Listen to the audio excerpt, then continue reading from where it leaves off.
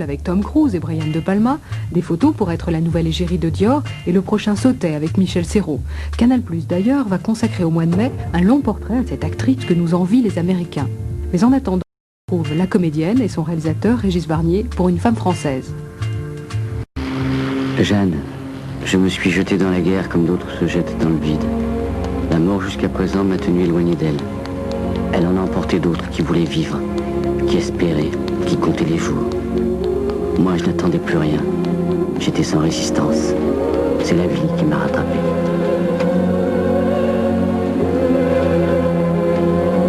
Jeanne,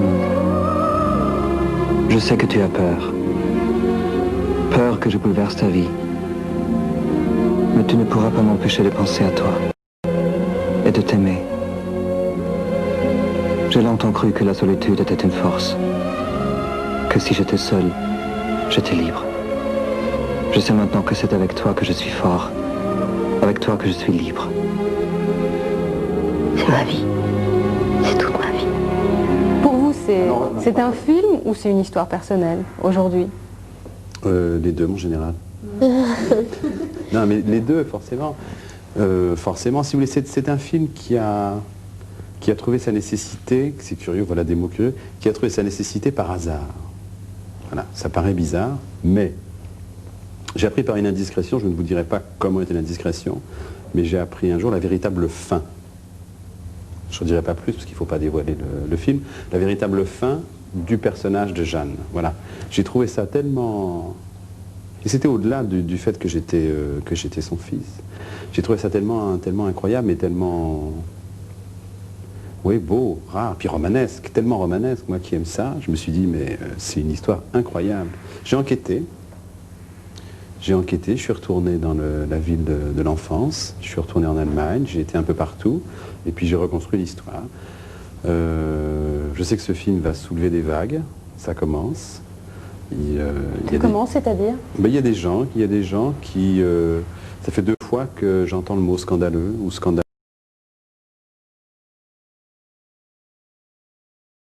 Écoutez, ayant à ma manière vécu cette histoire il y a longtemps, l'ayant revécu, l'ayant écrite, l'ayant filmé, maintenant le montrant le film, je veux dire, je suis prêt.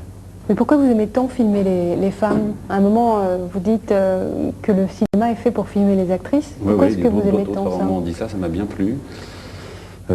Écoutez, alors là, c'est vous touchez à la fibre, non mais la fibre inspiratrice. Moi,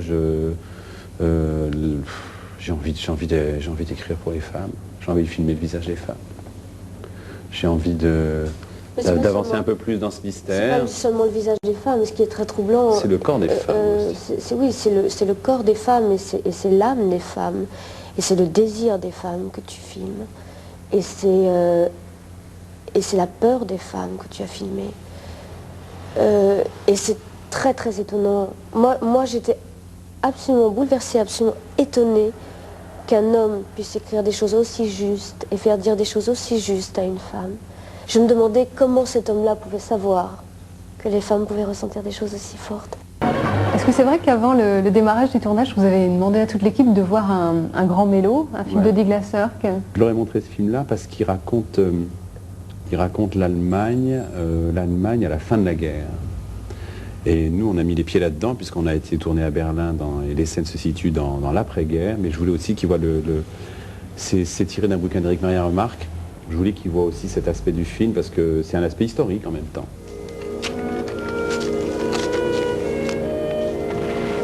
I'm writing this sitting under the palm tree by the river. It's growing and living again as though it had never been scarred. You told me we must be like that too, and we are. We're going to have a child, Ernst.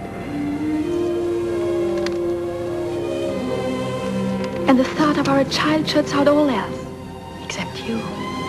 Fabita says it doesn't matter to her what we call the baby, as long as it's a girl. I will now write your parents, offering them a vote too. You sent here just in time, so I... Reba! Reba! The attack is a platoon. We're pulling out. Votre style, justement, si on essaye de le définir, vous le définiriez comment? Ou quels sont pour vous les éléments essentiels que vous voulez mettre dans un film? Ou dans votre façon à vous de raconter une histoire? D'abord, je crois, j'ai un goût de l'esthétique. Je commencerai par la beauté. Je me lasse pas de ça.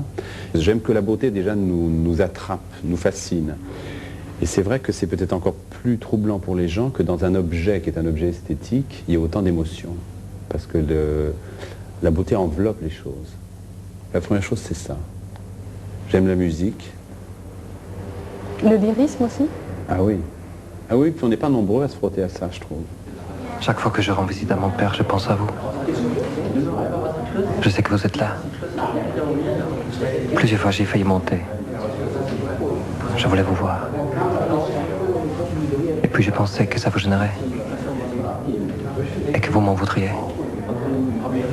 Alors, j'ai choisi de vous écrire. J'ai relu vos lettres. Personne ne m'a écrit des choses aussi belles.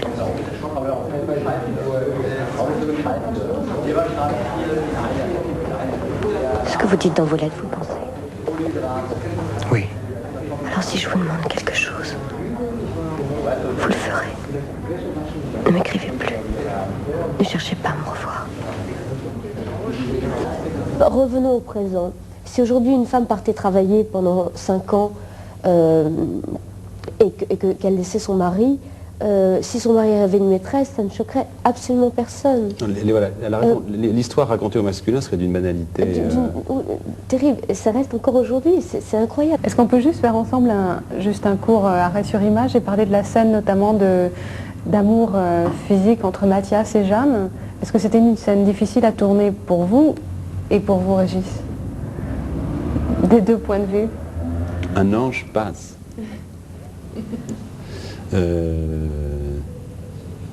Tu commences? Je commence, c'est comme tu veux. Il manque Gabriel là. Hein. On Oui. pourrait le mettre là. Il y a eu une direction d'acteur très précise sur cette scène où vous avez laissé votre imagination. Tu veux que je raconte? Un peu, c'est comme tu veux. Il y a eu...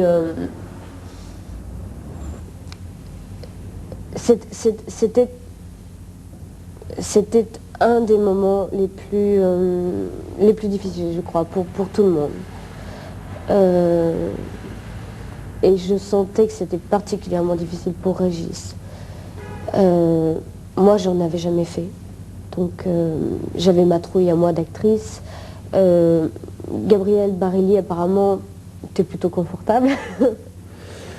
C'était très compliqué parce que Emmanuel était très à l'écoute de ce que j'essayais de faire, mais c'est vrai que Gabriel, lui, était à l'écoute de ses émotions. Ça a créé quelques éclats parce que moi, je voulais, tu sais, on décompose, on met en place, on répète. Là, tu t'arrêtes, là, t'enlèves la blouse. Oui, tu mets c'est vraiment comme les autres scènes, quoi. Il faut... Voilà, tu mets les mains sur sa poitrine. Toi, tu lui enlèves sa ceinture, etc.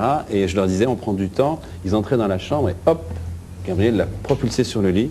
Je dis, écoute, il me dit, ah, je ne suis pas un robot, j'ai mes émotions. Donc on a arrêté le tournage le samedi, on est resté sur les émotions de Gabriel.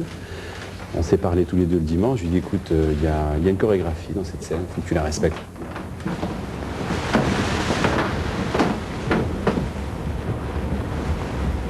Et Régis qui décomposait absolument tout en disant, là tu lui touches les seins, et il me touchait les seins, là tu enlèves la ceinture, je lui enlevais la ceinture, il y avait un côté clinique terrible, quoi. C'est franchement, je me dis, mais attends, on est des objets, c'est pas possible, c'est une horreur.